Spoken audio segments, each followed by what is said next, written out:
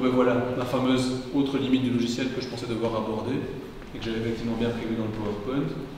Le mot connaissance qui est associé à connaissance et compétence, alors qu'on a pu dire que ce qu'on souhaiterait, c'est inverser le lien sémantique qui existe entre connaissance et compétence. Et donc, pour répondre à ta question, comment on fait pour contourner tous ces petits problèmes? Eh bien, on va quitter la démarche 100% automatique. J'appuie sur un bouton, j'ai des résultats avec Charol qui apparaît, avec connaissances et compétences qui apparaissent comme je ne le souhaite pas, pour passer à une démarche dite semi-automatique. Alors, c'est quoi le semi-automatique?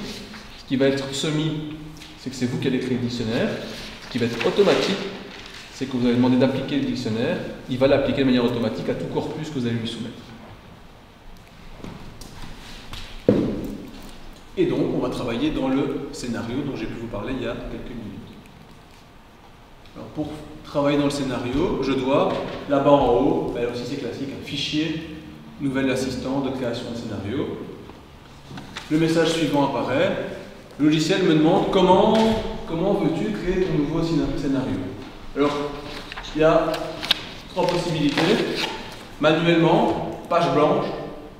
Vous pouvez, c'est beaucoup de boulot parce qu'il faudra créer chacune des entrées. De manière automatique, c'est-à-dire que vous lui demandez de réduire votre scénario sur uniquement ce qui est proposé dans le texte, ce qui va réduire de 90% les références utilisées, vous permet de travailler sur un dictionnaire beaucoup plus petit, ce qui est à mon avis la meilleure des solutions, ou à partir de scénarios existants. Là, par exemple, au cours de votre travail, il est possible que vous repartiez d'un scénario existant, voire même qu'entre vous, c'est jamais interdit, vous passez des scénarios trop. Parce que pour une part, vous vous intéressez au même aspect dans des corpus différents et vous voulez approfondir le travail dans l'autre. Vous pourriez éventuellement travailler à partir de scénarios existants si vous échangez entre vous les scénarios. Et il va aussi vous demander à quel niveau de généralité veux-tu créer ce scénario. Vous pouvez le faire au niveau le plus général, vous pouvez le faire au niveau le plus bas. Moi, ce que je vous conseille, c'est de le faire au niveau de généralité qui est celui des références utilisées, à savoir le plus bas. Pourquoi? Étant donné que vous allez comparer des éléments très comparables, des programmes. Au plus vous allez être général, mais au plus les résultats communiqués seront semblables, puisqu'au final, ce seront des corpus qui parlent de la même chose, mis à part peut-être des approches didactiques, approches de contenu, mais quand on s'éloigne du texte, forcément on va perdre cette précision-là. Donc je vous conseille de vous focaliser sur les références utilisées. Et là, va se générer un nouveau scénario qui cette fois-ci évacue tout ce que Trop avait prévu comme manière systématique et préencodée en termes de dictionnaire. Et donc, je retrouve cette fois-ci, de manière juxtaposée, compétences et connaissances. Alors, ce qu'on avait dit, c'est que ce qu'on aimerait bien, c'est que l'entrée soit compétence, et ce qui compose la compétence, c'est la connaissance. Non l'inverse, et non sur un pied d'égalité. Alors, pour ce faire, je vais créer un nouveau groupe, c'est le type de ma dia. Donc, je vais dans nouveau groupe à cet endroit-là, on voit qu'apparaît le message de nouveau groupe. Je vais créer un nouveau groupe dans mon scénario. Voilà, mon nouveau groupe a été créé, il s'appelle groupe 3 points d'interrogation. Je vais le nommer. J'ai nommé mon nouveau groupe. J'ai ma nouvelle entrée compétence. Et dans cette compétence, que vais-je faire? Je vais venir y glisser le mot compétence lui-même et le mot connaissance. Donc j'ai fait une capture d'écran au moment où je faisais glisser. Gymnastique avec les doigts. Et j'ai fait glisser l'autre terme. Ce qui fait que j'ai ma nouvelle entrée compétence. Et qu'est-ce que je retrouve dans mon entrée compétence? Je retrouve mon entrée compétence, connaissance, qui sont maintenant hiérarchisées à l'entrée compétence elle-même. Donc quand le Trop va trouver le mot connaissance, il va me l'associer à l'entrée compétence. Parce que c'est ce que je lui demande de faire. C'est clair pour tout le monde? Qui peut synthétiser tout ça? Adeline? Oui, ici, on s'est rendu compte que connaissance et compétence, il n'y avait pas de hiérarchie, que c'était classé dans le groupe connaissance, et donc pour changer ça, on va créer un nouveau groupe qui sera nommé compétences, dans lequel on va faire glisser connaissance et compétences. Tout le monde a bien su. Ça, il faut bien que vous ayez ça en tête, parce que chipoter dans le scénario, vous allez le faire. que tout le monde est au clair sur ces aspects-là. On est sorti de la logique 100% trop du dictionnaire préétabli et on crée notre propre moulinette. La moulinette étant le scénario. Nous, on va pas utiliser l'automatique, c'est l'automatique de fixe. Vous pouvez, hein, je ne suis pas en train de dire que dans votre TP, vous devrez absolument utiliser un nouveau scénario. Je pense que c'est conseillé.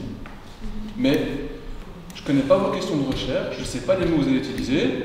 Je pense que Marie, dans ce qu'elle va montrer, elle n'a pas changé le scénario, typiquement. Une mauvaise élève, elle n'a pas fait. Et pourtant, elle a bien réussi son travail, elle a bien réussi les recherches qu'elle a fait par ailleurs avec Trop. Donc, c'est pas. Ne pas le faire ne va pas forcément impacter négativement votre travail. Moi, je pense que c'est une bonne idée, Marie pense que ce n'est pas forcément une bonne idée. Voilà, vous aurez deux sons de cloche. À vous, après, à faire votre marché. Enfin, c'est ça surtout en fonction de ce que vous voulez faire, que ce sera ou non une bonne réponse.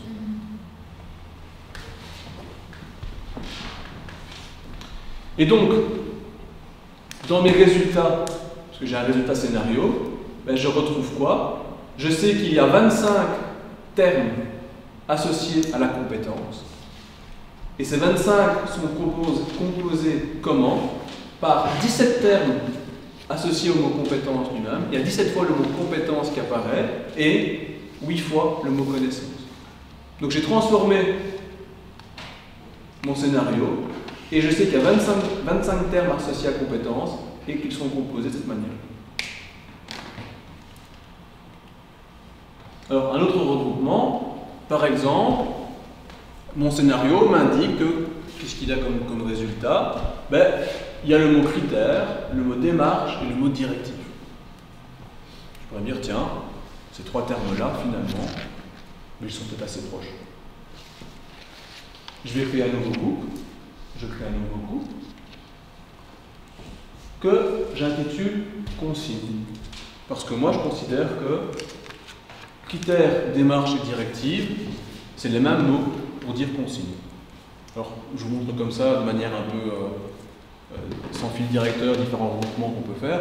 Il faut que ça corresponde à votre démarche de recherche. Il ne faut pas faire des regroupements pour le plaisir d'en faire. Okay? Moi, je vous montre ça de manière un peu artificielle. Vous, dans le cadre de votre travail, il faudra que ça réponde vraiment à un cheminement.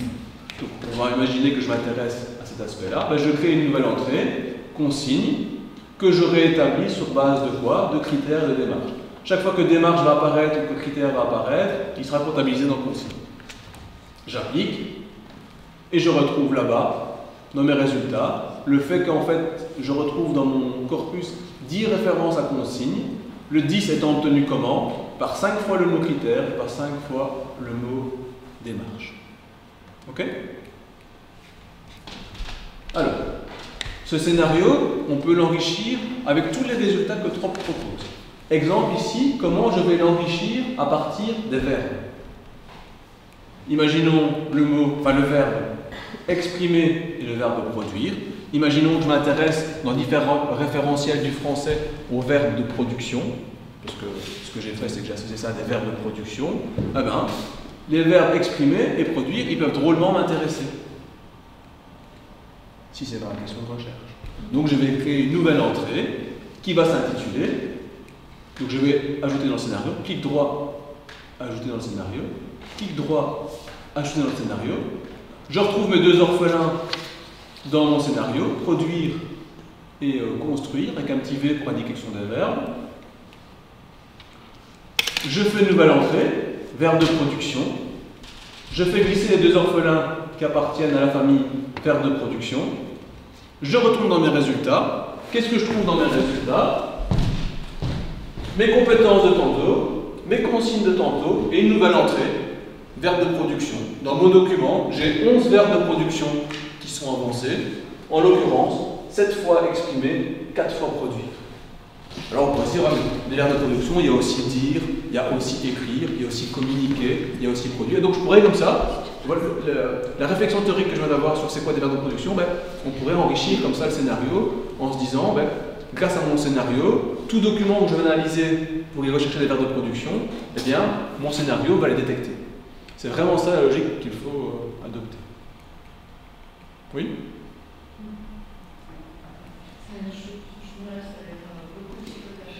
Beaucoup de chipotage. Non, mais chipotage. chipotage veut bien dire ce que ça veut dire, hein, je comprends très bien. Mais en fait, ce qu'il faut vous dire, si vous devez analyser un document de 5 pages, une fois, n'utilisez pas trop. Vous allez passer plus de temps à faire votre scénario qu'analyser à la main. Si vous devez analyser au moins 2 documents qui font un certain volume, parce que les programmes, il y en a quand même des costauds en volume, investissez dans Trop. À mon avis.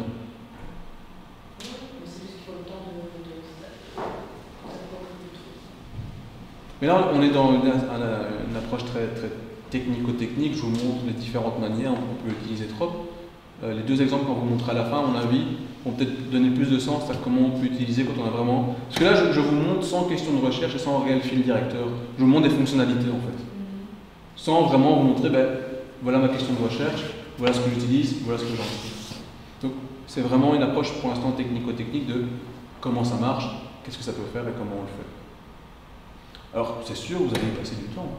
Oui, mais vous ferez un bon TP aussi, donc... Et je vous dis aussi, il y aura entre maintenant et la remise de votre TP, il y aura une séance de questions-réponses. Alors, cette séance de questions-réponses, elle est aussi riche que vous le désirez. Si vous venez sans questions, forcément, il n'y aura aucune réponse. Et on a eu des séances qui ont parfois duré 20 minutes. Parce que les étudiants n'avaient pas de questions, nous n'avons pas perdu notre temps. On a parfois des séances qui durent 6 heures. Parce que les étudiants ont déjà commencé leur travail, ont déjà des présentations à faire, ont des vraies questions à poser. En termes de qualité de travaux rendus après la séance de 20 minutes, après celle de 6 heures, je ne vous cache pas qu'il y avait des différences. Donc je vous invite fortement à mettre à profit cette prochaine séance de questions-réponses où vous pourrez réellement venir tester l'efficacité, la pertinence de vos questions déjà, la manière dont vous faites avec Trop, peut-être que d'autres vous donnent des bonnes idées, et généralement ça permet de vraiment avancer dans le cadre du travail. Mais, ouais, c'est vous qui déciderez. Alors tous ces nouveaux résultats, donc, tout ça, c'est tout ce à quoi je n'ai pas touché, voilà, tout ce à quoi j'ai touché en termes de résultats proposés par mon nouveau scénario. Je peux générer un tableau de sortie. Donc je suis obligé de rester dans Trop. Je peux exporter ces résultats dans autre chose, en l'occurrence Excel. Je paramètre ma sortie. Et je retrouve dans Excel tout ce dont j'ai pu parler.